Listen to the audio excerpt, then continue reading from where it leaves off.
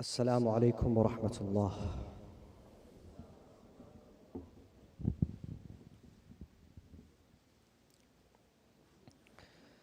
اللهم كن لوليك الحجة ابن الحسن صلواتك عليه وعلى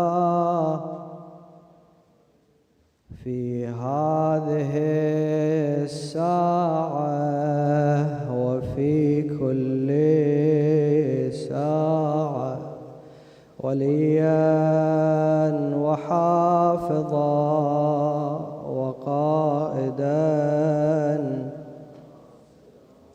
ودليلا وعينا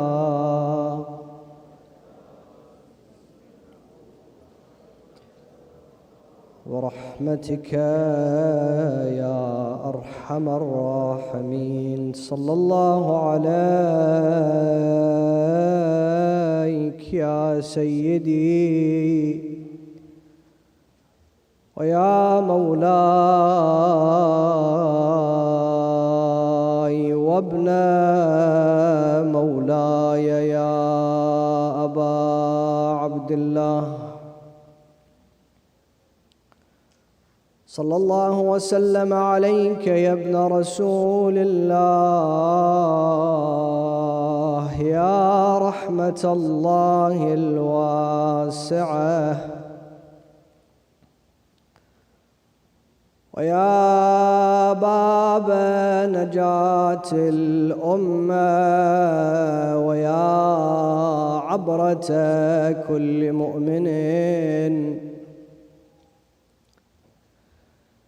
ومؤمنة ما خاب والله من تمسك بكم وأمن من لجأ والتجأ إليكم. يا ليتنا كنا معكم سادتي فنفوز فوزا عظيما. It is Thursday night. We are fast approaching the eve of the 10th of Muharram. Let us salute our Imam from this land to the land of Karbala, and let us especially salute his brother, the hero of Karbala, Abul Fadl Abbas. Assalamu ala al-Hussein wa ala Ali ibn al-Hussein wa ala أولاد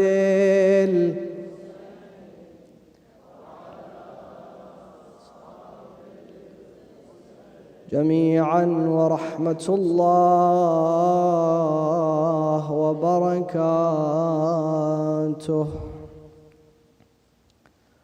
قال الله تعالى في محكم كتابه الكريم وقوله الحق وهو أصدق الصادقين. أعوذ بالله من الشيطان الرجيم.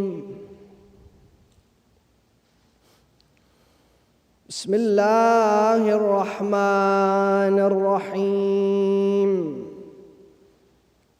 الذين قالوا لهم الناس إن الناس قد جمعوا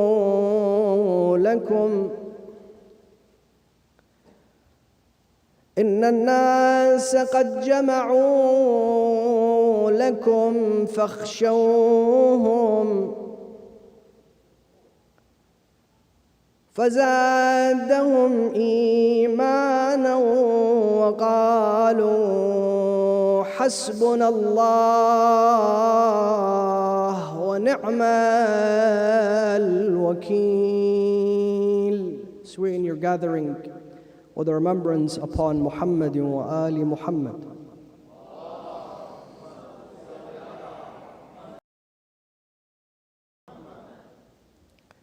As a gift to the soul of the beloved mu'mineen, the beloved of Imam al-Hussein, beloved, the hero Abu al-Fadl Abbas, recite the second salawat.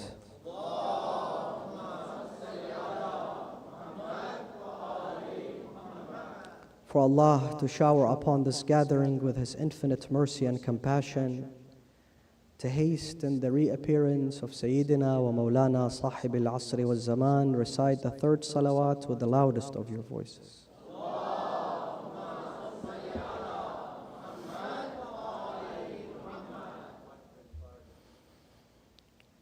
In the 60th year after Hijrah, Yazid ibn Muawiyah was announced as the Caliph after his father Muawiyah. And events quickly unfolded to his advantage. Many of the top companions remained silent and indifferent. However, Al-Imam Abu Abdullah al-Hussein began to mobilize, began to speak, and he was active every single day and every moment in order to create an uprising against Yazid ibn Muawiyah. And in the very first initial step, Al-Imam al-Hussein wrote a letter, a very brief letter. However, this letter got to the point very quickly. And this letter was directed towards his own clan, his own family, his own tribe, Bani Hashim. The letter reads, Bismillah ar-Rahman ar-Rahim. من الحسين بن علي بن أبي طالب إلى بني هاشم. From Hussein, the son of Ali ibn Abi Talib, alayhi salam, to Bani Hashim. أما بعد. فمن لحق منكم بي استشهد. Whoever of you joins me will be martyred. ومن لم يلحق بنا لم يرى الفتح. And whoever chooses to abandon us, whoever chooses not to join us, will never see victory. And when he made his way towards the holy city of Mecca, he stood in the midst of all the people next to the Kaaba, and he gave a precise, very short, to the point sermon. The sermon has been narrated in all the books of history, where Imam al-Hussein stood and he said, خط الموت على بني آدم or على ولد آدم بخط القلادة على جيد الفتاة. Death is prescribed upon human beings, the children of Adam. Death is a must for every human being.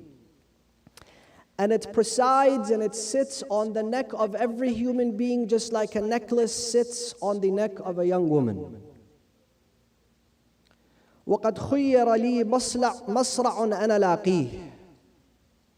And a fate has been designated for me, and I am approaching towards that fate. وَمَا أَشْوَقَنِي إِلَىٰ أَسْلَافِي اشْتِيَاقَ يُوسُفَ إِلَىٰ يَعْقُوبَ. And I yearn, my forefathers, just like Yaqub yearned for his son Yusuf alayhim as-salam. Then he says, فَكَأَنِّي بِأَوْصَالِي تُقَطُّعُهَا أَسْلَانِ الْفَلَوَاتِ بَيْنَ النَّوَاوِيسِ وَكَرْبَلَا. And I see myself, my intestines being ripped apart by the wild beasts, filling their bellies with my flesh. لا محيص عن يوم خط بالقلم. There is no escape from the fate that Allah subhanahu wa ta'ala has written for us. There is no questioning of Allah subhanahu wa ta'ala's will. Then he says, رضا الله رضانا أهل البيت. If Allah has pleased, then we are pleased. We do that which Allah subhanahu wa ta'ala wills for us to do. نصبر على بلائه فيؤجرنا أجر الصابرين. We are patient with what He has written for us, and He rewards us the reward of those who have sabr, steadfastness, patience and acceptance. And then He says, من كان باذلا فينا مهجته. Whoever decides to join us and sacrifice themselves for us. موطنا على لقاء الله نفسه. Whoever is determined to gift his soul and himself to Allah subhanahu wa ta'ala, فليرحل معنا. Then let him join us. فإني راحل غدا إن شاء الله. For I will be departing tomorrow morning. And as he made his journey towards Karbala, he stationed in many different cities and villages. And in one of those stations, he saw in his dream his grandfather Rasulullah sallallahu alayhi wa alihi wasallam, who told him, Ya Hussein, the angels have prepared the exact location in which you will be slain and you will be killed. And this is a destiny written by Allah subhanahu wa ta'ala for you.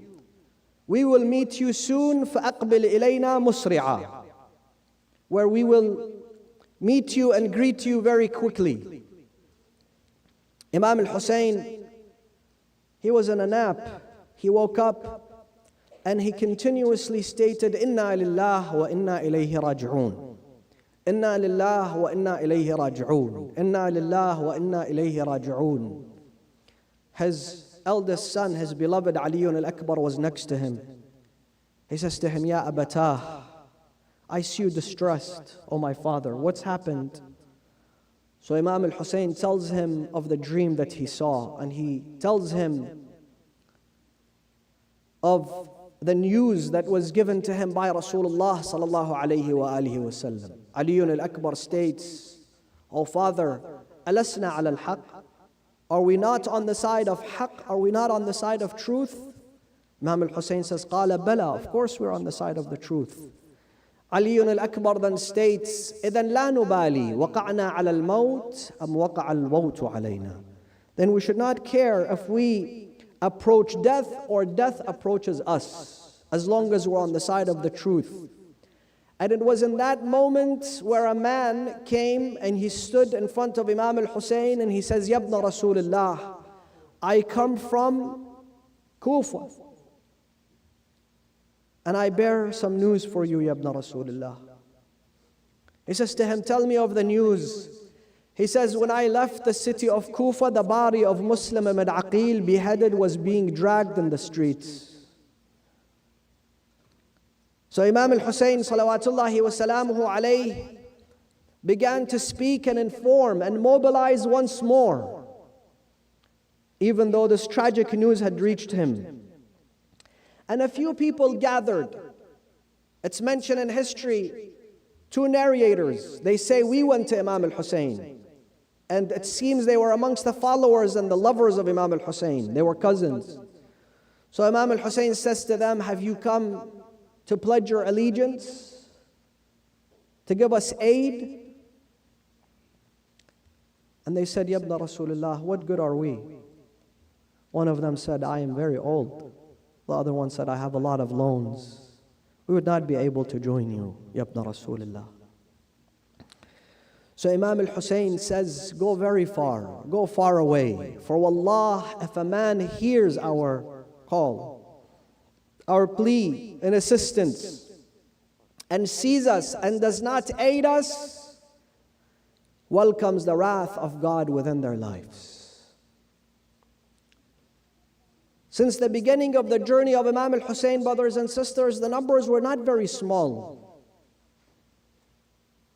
However, every time Imam al-Hussein sent a letter, Imam al-Hussein gave a sermon, Imam al-Hussein gave a speech, some bad news reached Imam al-Hussein, the numbers decreased and decreased and decreased until the eve of the 10th of Muharram. On the eve of the 10th of Muharram, it stated that 1,200 people surrounded Imam al-Hussein, and you all know that he gave a sermon. And he told them that you're free to go. If you would like to go, you're free to go. We will turn off the lights. It is dark, you may leave. And the number then dropped to 110. Some narrations say 72. What I'm trying to tell you, brothers and sisters, is people heard Imam al-Hussein. People read the letters of Imam al-Hussein. People saw that Yazid, the tyrant, is rising to power. However, they were indifferent, they were quiet. Some of them were probably thinking, what good am I? If all those people have turned against Imam al-Hussein, what's one person going to do? Some of them came to Imam al-Hussein, including on the 10th of Muharram and prior to the 10th of Muharram. And they said to him, Ya Aba Abdullah, qulubuna ma'ak. Our hearts are with you, we love you. Wasyufuna alayk. However, our swords are drawn in your face. Some of them were thinking, I don't want to be the only one that speaks against Yazid.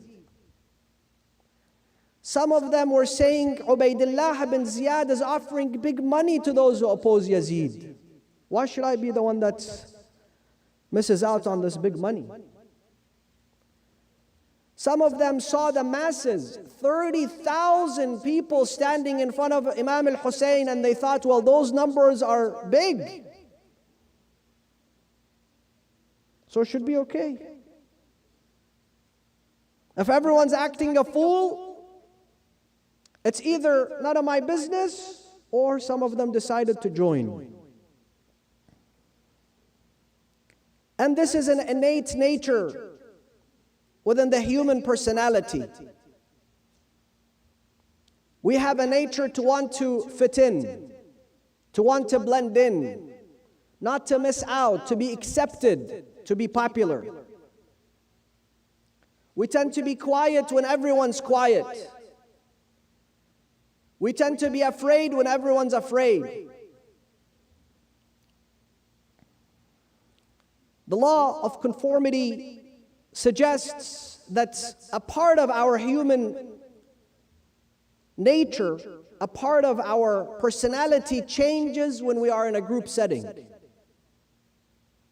We start behaving differently. We start speaking differently.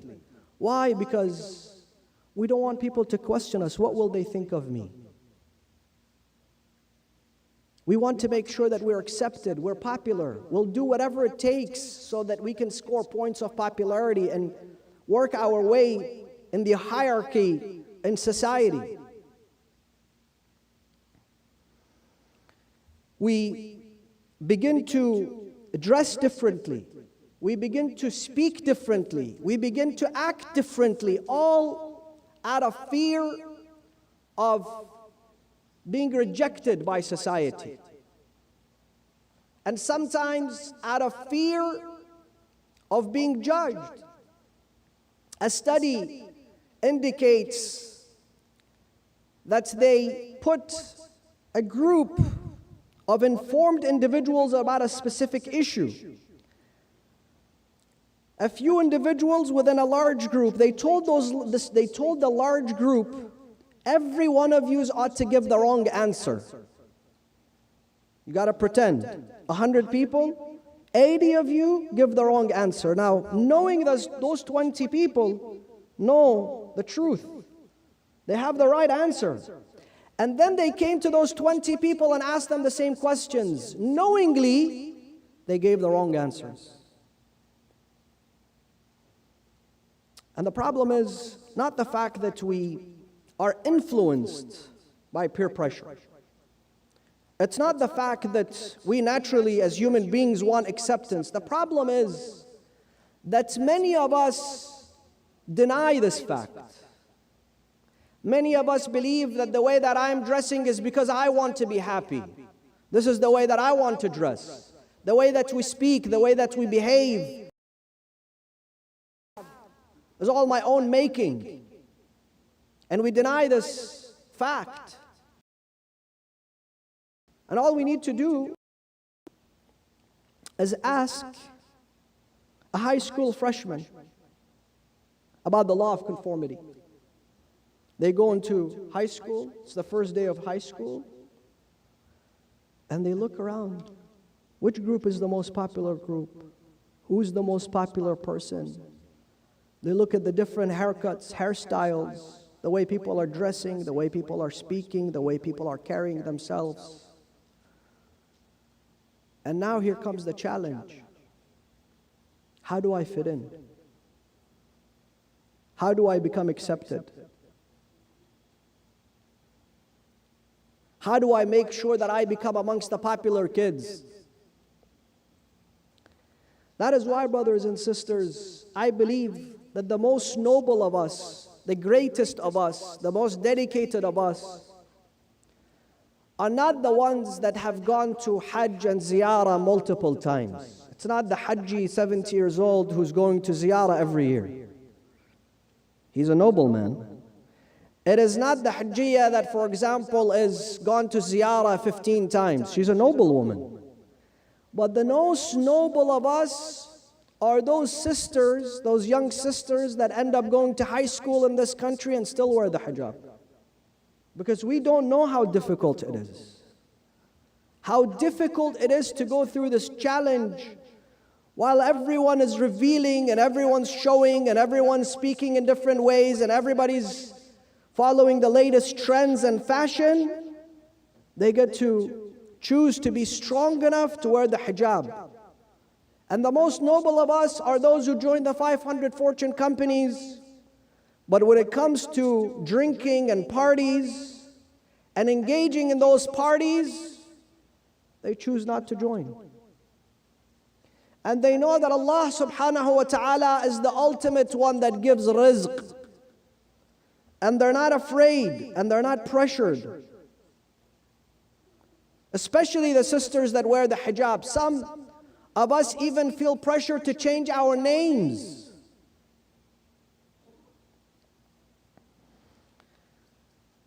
Rasulullah sallallahu alayhi wa alihi wa sallam states about Akhirul Zaman, the end of time, where things become extremely difficult, where it is very difficult to tolerate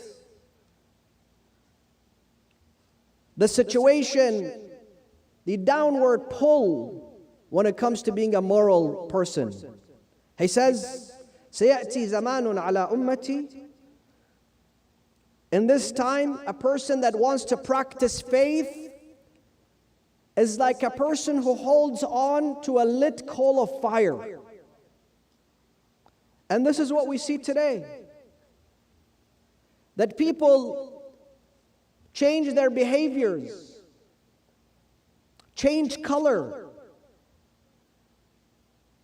change the way they dress, change the way they speak, change the way they carry themselves, all due to conformity, acceptance. Just go on social, sometimes I get shocked. I am extremely shocked. I come across people, the first post is maybe an ayah from the Holy Quran. The second post is a rap song. It has nothing to do with morality or ethics or Islam. The third one is a TikTok trend. The fourth one is Jum'ah Mubarak. This person is clearly confused. Why are people so confused today? Why do we see this often happening? I'll tell you why. Because we as human beings, we have great fear from being disliked. we don't have the courage to be disliked. We cannot stand being disliked. We cannot stand being unpopular.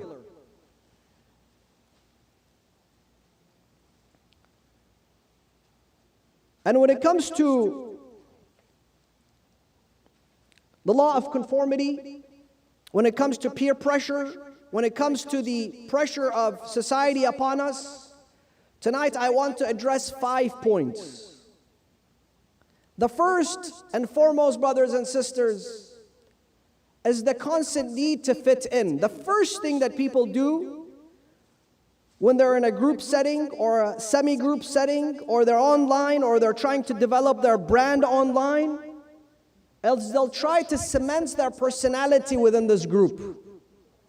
So the first thing that happens is actually we change the way we present ourselves immediately.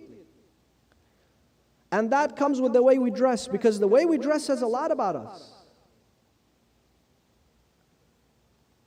That is why you find, for example, people at the mall, dressed in ways you question their sanity sometimes. This guy is pulling up his pants at every step that he takes. How is this attractive?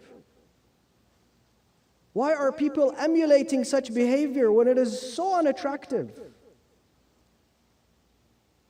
Or you find that, for example, people tend to, some of our dear brothers, I'm not shaming them, some of our dear brothers tend to post shirtless pictures from the gym. Okay, we all know you work out, but you don't need to be posting such pictures online. I'm not saying this from an Islamic perspective. This is something private.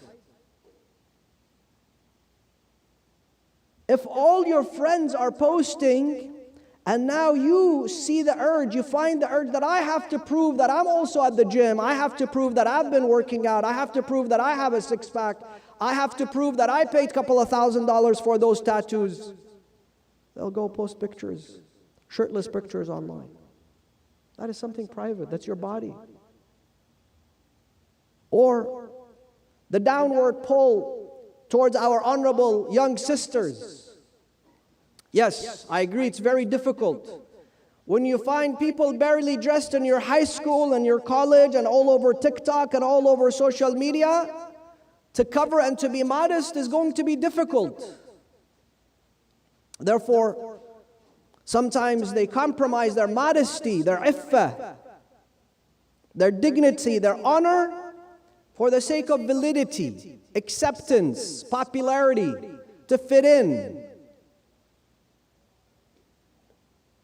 And allow me to say this, sometimes I see adults, brothers, sisters, married individuals with children that are meant to lead by example, also behaving in certain ways, posting pictures online that are extremely private.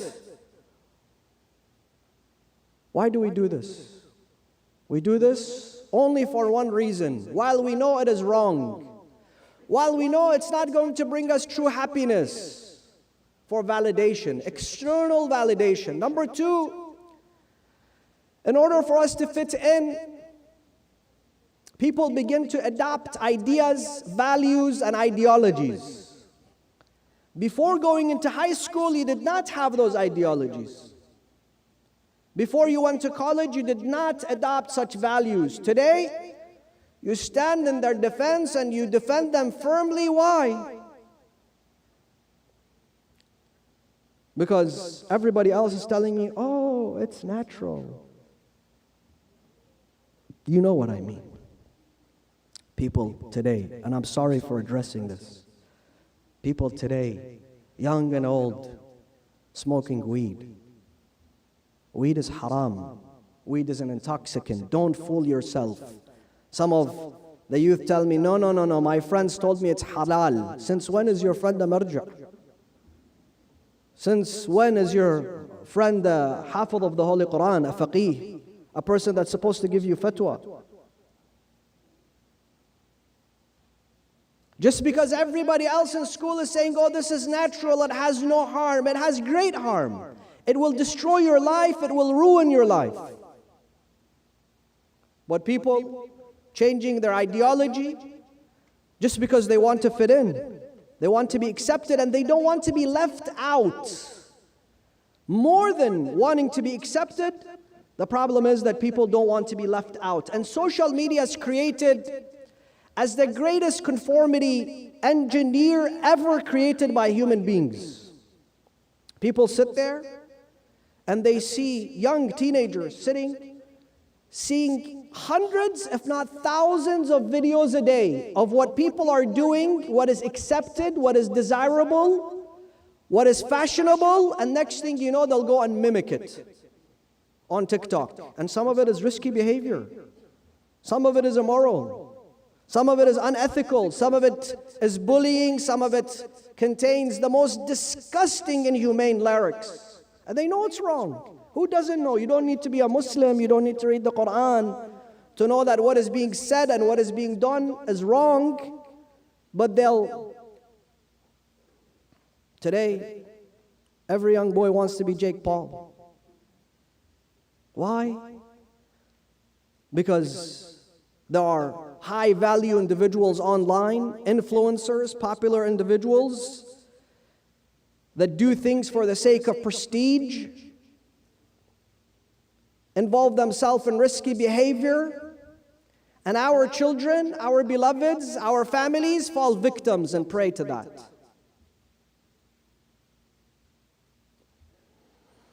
Number two, the need to perform. When people are in a special setting, when people are trying to develop a brand, they'll perform. This is not the normal person's identity. This is not their identity. You better believe this is not them. They're performing. How do they perform? They exaggerate. Everything is exaggerated. Their lives are staged. And it's all under the illusion of brand management. And I remember not too long ago, I had gone somewhere on a vacation, and I was observing people. And it made me sad. Because I saw people standing in one specific place and posing 15, 20 different poses to get one snap, to get one shot, to get one picture, while ignoring the beauty. The ocean, the greenery, the beautiful weather, the sunrise, the sunset. They're literally not focused on where they are. They've spent thousands of dollars to be there, but yet they're not enjoying it. It's all exaggerated. The smile exaggerated, the laugh is exaggerated.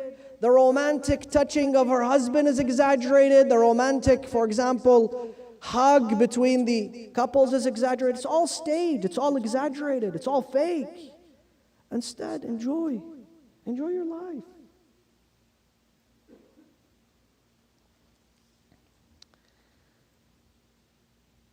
And that is why, brothers and sisters, when it comes to Ashura and the school of Ashura and the school of Imam al-Hussein, we honor a man by the name of Hurr ibn Yazid al-Riyahi. Why do we honor him? I'm asking the younger brothers, why do we honor Hurr?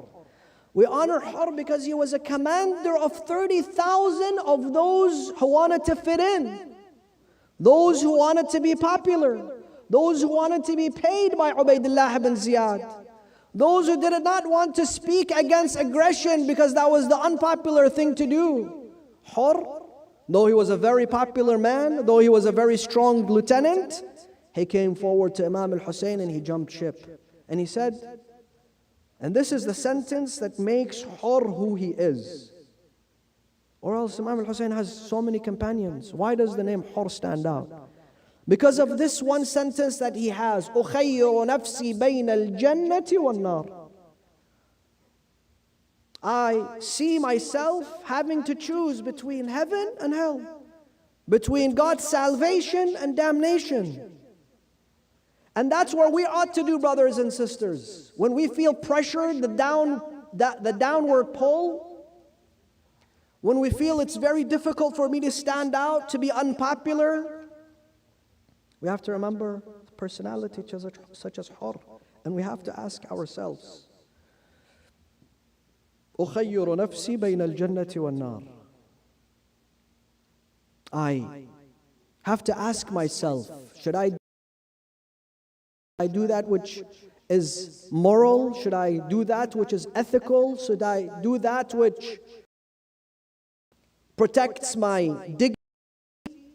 Or should I do that which is popular but is immoral, unethical? 3, the law of conformity suggests that in such circumstances, we put our guards down. And that is why today you find that there is a lot of rise in bullying. And sometimes we hear about bullying in school, middle school, high school, but the truth is there's bullying everywhere. There is bullying at college, there's bullying at school, there's bullying at work. Everywhere that you look, there's bullying on social media, there's bullying on TV. Only look at the trailers, don't waste your time. Look at the trailers of the top 10 most popular shows on Netflix or on TV or on Hulu or whatever it is. It all involves a form of bullying. People putting each other down. And I've been told by Muslim kids, those young, mashallah, beautiful kids that we have, sometimes they tell me that, Sayyid, some Muslim kids gang up on us with others and they bully us because of our identity, because of our name. Why? Because it's a popular thing to do. We put our guards down, we forget our moral compass, and we say to ourselves, if everybody's doing it, then it must make it okay. If everybody's quiet, then it must be okay. If everybody gets in trouble, if everybody's doing it, nobody's going to get in trouble.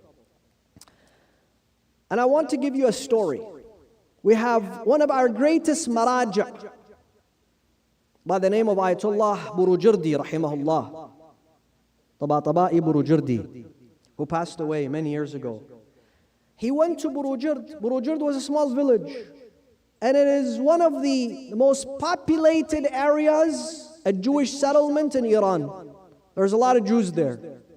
So prior to the Ayatollah moving to Burujurd, people had a tendency, when there was a janazah of a Jewish person, when a Jewish person had passed away, they would trash the janazah of the Jewish person. This is a form of bullying. This is unacceptable. And when the Sayyid found out, you know what he did? He started attending and walking the entire path of the janazah of the Jewish community. So that if they end up throwing garbage and trash, they end up throwing it at the Sayyid. And they say he did that for an entire year until people quit. He could have chosen and said, what does that have to do with me? I'm an old man. I'm an Ayatollah, I'm a marja. Why should I be trying to fix this problem?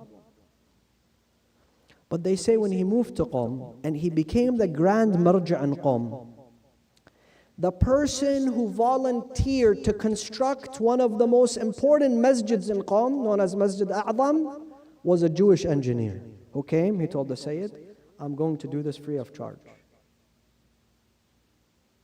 When you stand against bullying, when you do the right thing, Allah subhanahu, that is how you represent Islam. That is how you show Islam to the world, to the public. In the time of Muawiyah ibn Abi Sufyan, Muawiyah went after all the companions of Amir al-Mu'mineen, bribing them. This tactic was used by Bani Umayyah, left, right, and center. So he would send a lot of gold, a lot of jewelry, a lot of silver to the top companions of Imam Amir al-Mu'mineen. And some of them accepted. Similarly, after Imam Amir al-Mu'mineen, many of them accepted the bribes and they switched sides on Imam Hassan. One of them who received the bribe was a man by the name of Abu Aswad al-Du'ali. Who is Abu Aswad al-Du'ali? Abu Aswad al-Du'ali is the founder of the Arabic literature taught to him by Amir al-Mu'mineen salawatullahi alayhi, the laws, the sarf and the nahu. Abu Aswad came to his home one day and he saw a huge basket, a container. He opened it, it was full of gold. And there was a note that this has been sent to you as a gift from Muawiyah ibn Abi Sufyan, Muawiyah the generous, and gifts are not supposed to be refused. And there he also put a container of sweets and he said, this is for your children. So Abu Aswad al-Du'ali had a daughter, she was a young girl. Without knowing what is happening, the first thing that she did, she took one, she opened the wrapper and she started eating the sweets. Now this is a kid. What does a kid know? A kid is probably not going to get candy all the time, just like our kids get candy all the time. Back then, candy was not something that kids would probably experience for years. So she was enjoying this sweet, this candy, and Abu Aswad al-Du'ali told her, my beloved daughter, I know you're enjoying this candy, but do you know who sent this candy? She said, no, I don't. He said to her, this was sent to us by Muawiyah ibn Abi Sufyan so that he can bribe your father to leave Amir al-Mu'mineen. Immediately this kid, it's very difficult to take candy from kids. This kid took out the candy. And she said, first it felt sweet, but now it feels bitter. While he could have accepted the money. Hundreds of thousands of golden coins equates to millions of dollars. Other people are doing it. You put your guards down just because other people are doing it. It makes it okay, accepts the money, gives the sweets and the candy to his kids, and goes about enjoying his life. Third, or fourth I should say, is hyper-certainty. When we are in such settings, when there's peer pressure, when there's conformity, we experience something called hyper-certainty. What do I mean by that? When we are at home and we're trying to make decisions, we're very rational. We think through, we do research, we ask questions, but let's say you're in a setting, you're in a group. You're a group of people, they're all talking about investments and money, and I'm buying this stock, and I'm buying this meme coin, I'm buying this stock, and everybody's becoming a millionaire, and this is the new trend on Reddit. That is the time where that judgment is neutralized, where you start questioning your own self. And then because those people are doing it, you experience something called hyper-certainty. It must be a good thing. And nobody wants to be the guy who didn't buy that stock. Nobody wants to be the guy who didn't buy that meme coin. Nobody wants to be the guy who didn't buy that cryptocurrency because everybody's becoming a millionaire. And this hyper-certainty has taken people to devastation. You know how many people have lost their whole life savings over cryptos and meme coins and stocks? I'm not saying don't buy meme coins. I'm not saying don't buy cryptos. I'm not saying don't invest. But when you feel that you're in a downward pull by your surroundings, step back, gauge yourself. Am I making the right decision? Have you spoken to a financial advisor? Same thing goes out to our children, our young ones, our teenagers. Just because everybody in high school is doing this, just because everybody is doing this TikTok trend, just because everybody's buying this, it doesn't make it okay. Don't experience that fake hyper-certainty that sometimes drags people to devastation. I know some youth, some good youth, that unfortunately ended up dead, getting caught in the wrong group with the wrong friends. Just a while back, the New York Times introduced a podcast about a young man, innocent young man. He went while his friends were fighting somebody else. And he happened to be there. They told him, hey, John, go get the gun from the car. Oh, you're already there. Those guys are troublemakers. If you don't get the gun, you're going to be fired. You're no longer their friend. You're no longer going to be somebody that is popular. So he says in the interview that I thought they're going to just scare those guys with the gun. I went, I got the gun, they shot those guys, and now I have to serve life in prison because I aided this murder. It takes 1 second of making a bad mistake. Being in the wrong crowd, at the wrong time. And that last effect of peer pressure is the unspoken group rules.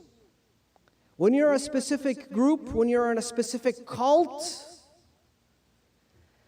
and you know for a fact that they're making certain mistakes, they're making bad decisions, they're defaming certain people, they're going after innocent people, or whatever it may be,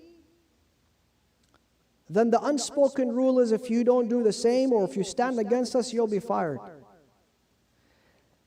And the best way for cults to survive is not surrounding respect or love or forgiveness or harmony. The best way for cults to survive is when there is a common enemy. They create an enemy. You've got to hate somebody, hate something, and mobilize everyone around that hate. That's why when you see campaigns don't talk about, 10%, 20% of the time they talk about the good things that they're going to do. 80% of the time they scare you from this person, this bad, evil person. If you don't vote for me, this bad, evil person is going to end up the president, the governor, the mayor, or whatever it may be, the member of Congress. They mobilize people around hate, and I have seen time and over again, and you have seen. And every one of you have seen people hating on people they don't even know. They have no idea why they hate those people. This is the downward pull of what peer pressures can do, what conformity can do. Many Muslims have no idea who the Shia are. They have never read a Shia book. They have never attended a Shia majlis. Yet because many people believe that the Shia have a different Quran, and many people hate the Shia, then the Shia are my enemies as well. I'll hate them as well, no problem. I want to fit in. I don't want to stand out. I don't want to do the unpopular thing. And that is why you find that amongst the schools outside the school of Ahlul Bayt, you rarely find a scholar, a speaker. A scholar is meant to read the books. A scholar knows that Shia are not deviants. They're not innovators. They're not liars. But you rarely find them come out and speak the truth. Rarely. This is Jum'ah. Tomorrow, go to the Friday prayers. Open the Friday prayers from Mecca to Egypt to Tunisia to Morocco to anywhere. See if they say, we praise the Shia for the love for Imam al-Hussein, for their dedication to the Quran, for their dedication to receiving and engaging with knowledge in the first 10 days of Muharram. No. It's the exact opposite, because that's the popular thing to do. How do we combat conformity? How do we combat peer pressure, negative peer pressure? First of all, brothers and sisters, I have to say the only solution to combating conformity and peer pressure is confidence.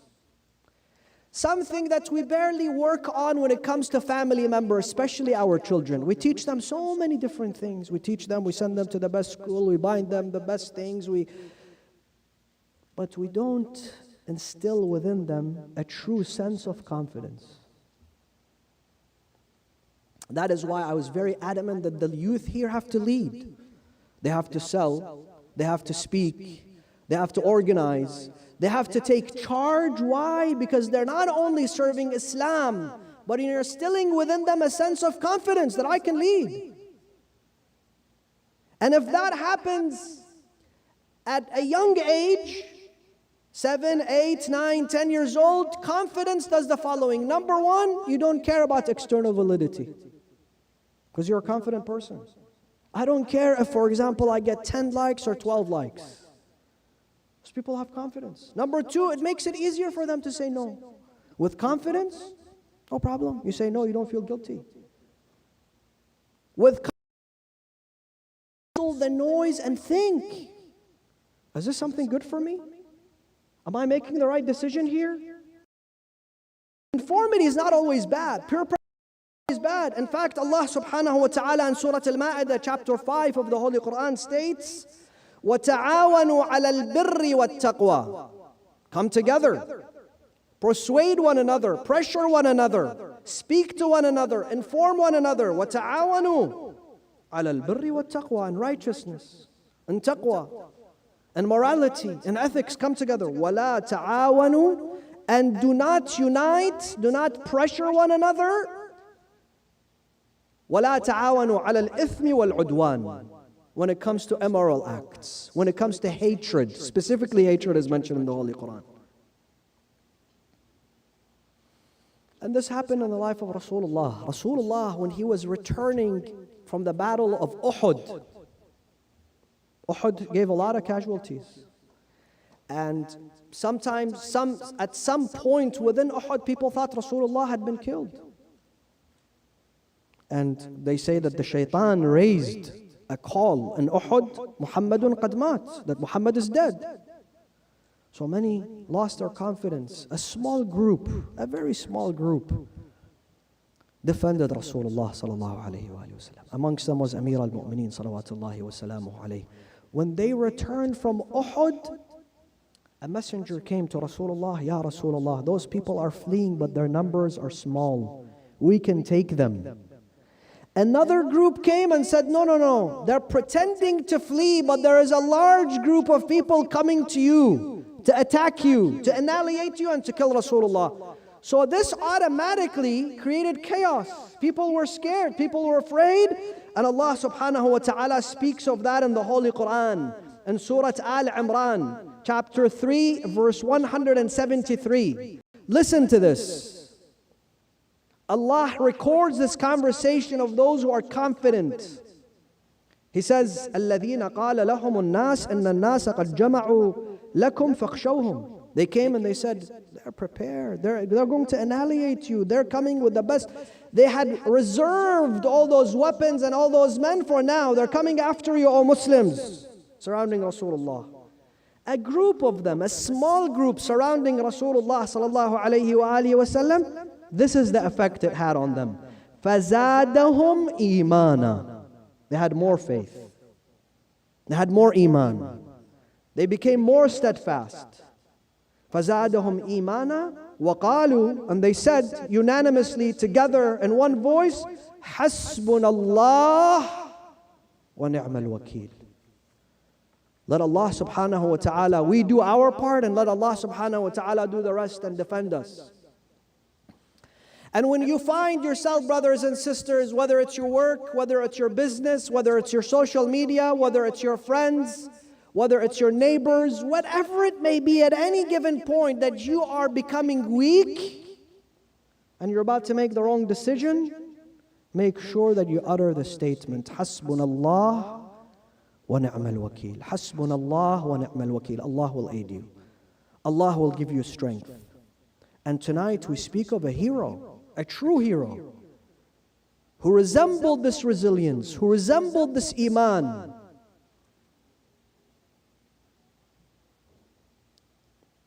He came to his brother, Al-Imam Al-Hussein. As soon as Imam Al-Hussein looked at him, he knew what Abu al-Fadl is going to ask. So he says to him, Ya Abu al-Fadl, and he was known as Qamar Bani Hashim. Ya Abu al-Fadl, Anta sahibu liwa'i. You're the commander-in-chief of my army. How can I let you go? With you, the army will, without you, the army will collapse. So Abu al-Fadl Abbas says, Oh my brother Hussein, I cannot bear the cries of those children. Al-atash, al-atash.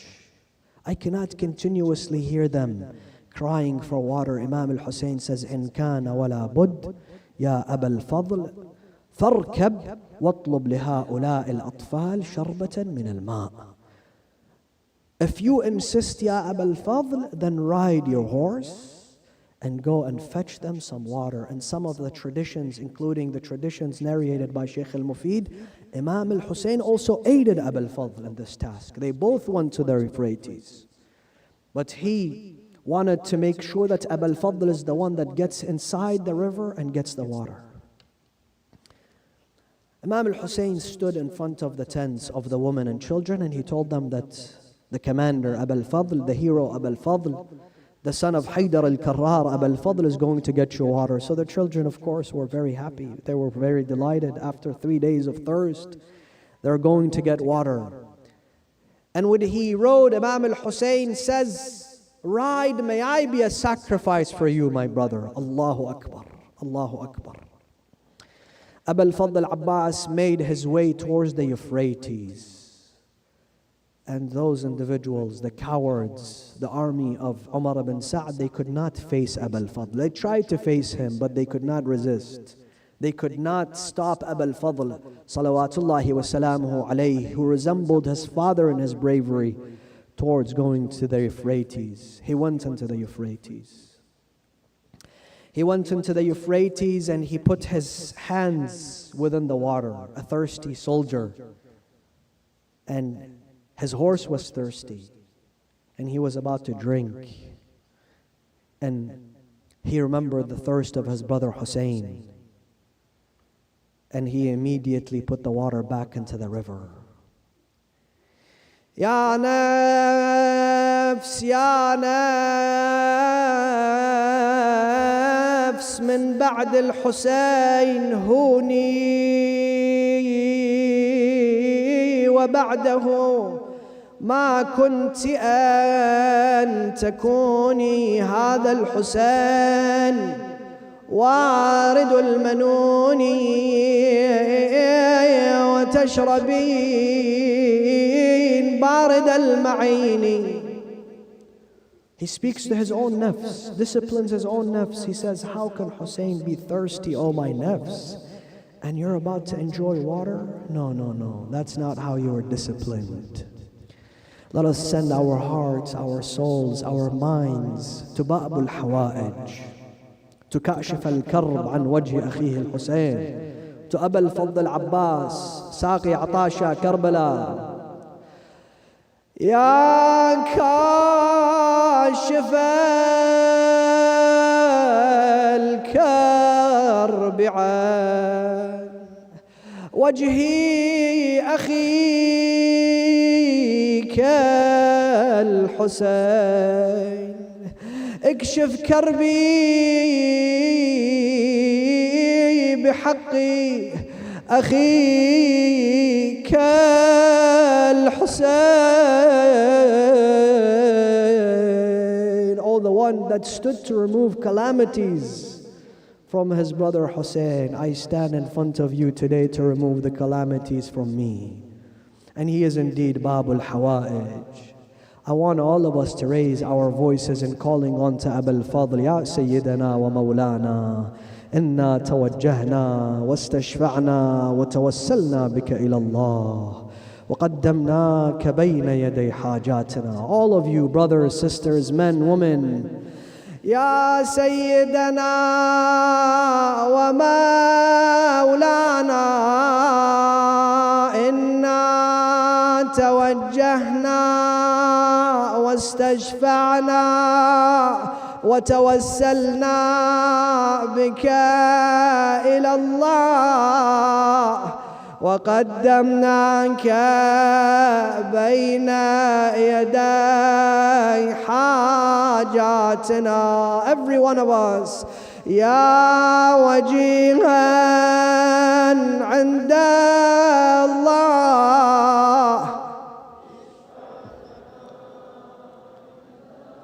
May he hear you tonight. May his nephew, he says, if the masa'ib of my uncle Abu al-Fadl are recited, Sahib al-Zaman says, then I pay a visit to that majalis. Ya Sahib al-Zaman, tonight we're going to be reciting the masa'ib of your beloved uncle, your Abu al-Fadl Abbas. Brothers and sisters, one more time. Ya wajihan.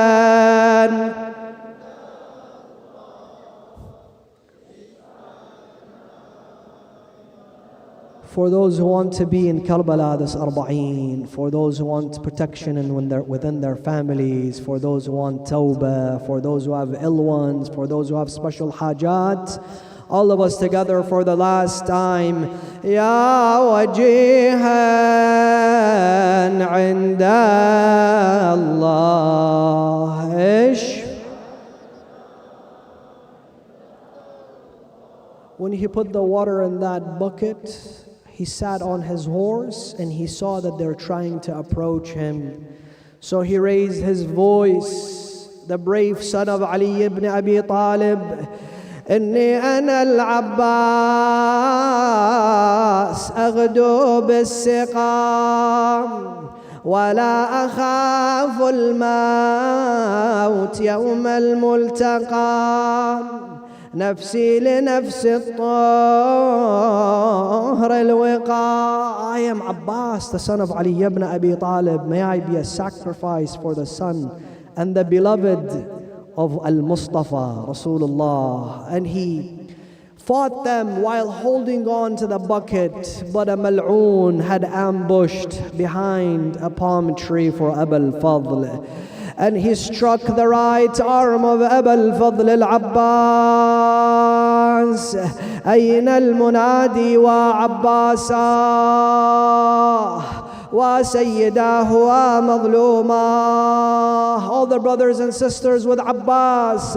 والله إن قطعتم يميني. All of us have those lines memorized by Abu al-Fadl. Raise your voice. والله إن قطعتم يميني إني أحامي أبدا عن ديني وعن إمام صادق اليقين نجل النبي الطاهر الأمين. If you amputate my right hand, I will continue to stand in defense of the son of Fatima and the son of Ali, and I will continue to defend the true Imam. Another man had ambushed him from the left. He struck the left arm of Abu al-Fadl. Abu al-Fadl is now putting the bucket in his teeth. He's trying to make his way to Imam al-Hussein so that he can quench the thirst of the children. Ya mu'mineen, a man came and put an arrow in the eyes of Abu al-Fadl. أين المنادي وعباساه ومظلوما وسيداه. Another arrow landed in the bucket. Abu al-Fadl felt that the water is pouring. Then Umar ibn Sa'd says there is still life left in him. A man came with an iron pole and the mal'oon struck Abu al-Fadl on the back of his head. He fell from the horse without any hands to protect himself against the arrows in his eyes. When he collapsed for the very first time in his life, he raises his voice, Ya Akhah, Ya Aba Abdullah, alayka minni salam. Oh brother Hussein, for the very first time, oh brother Hussein, salam upon you.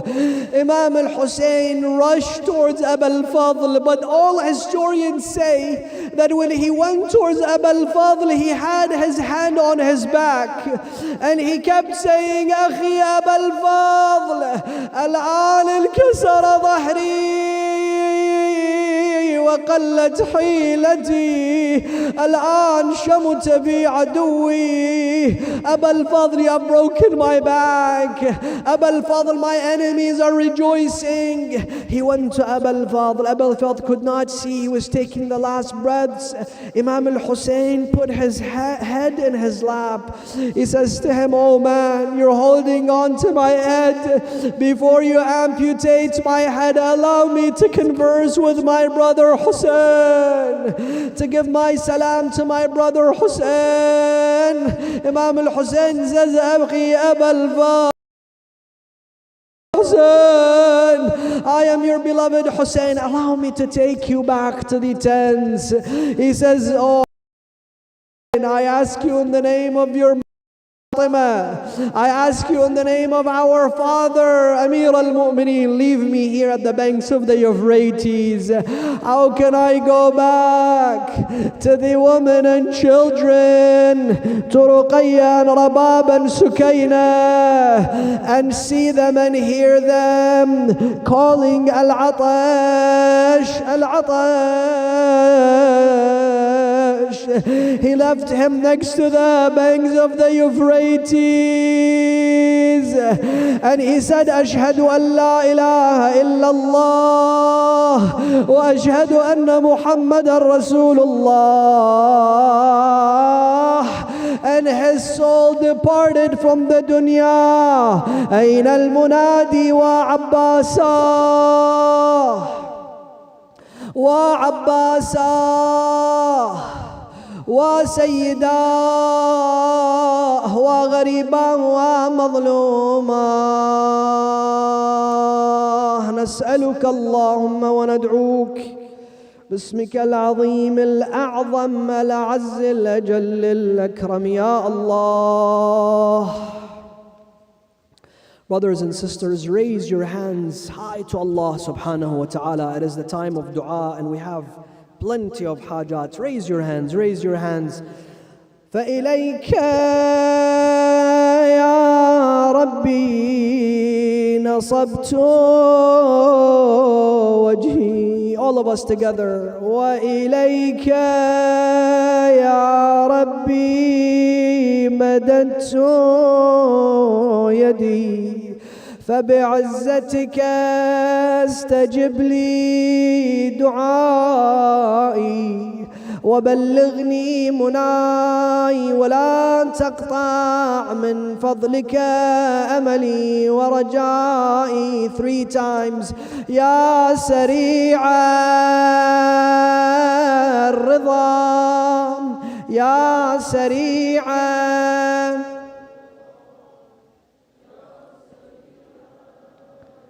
اغفر لمن لا يملك إلا الدعاء. يا من اسمه دواء وذكره شفاء وطاعته غنى.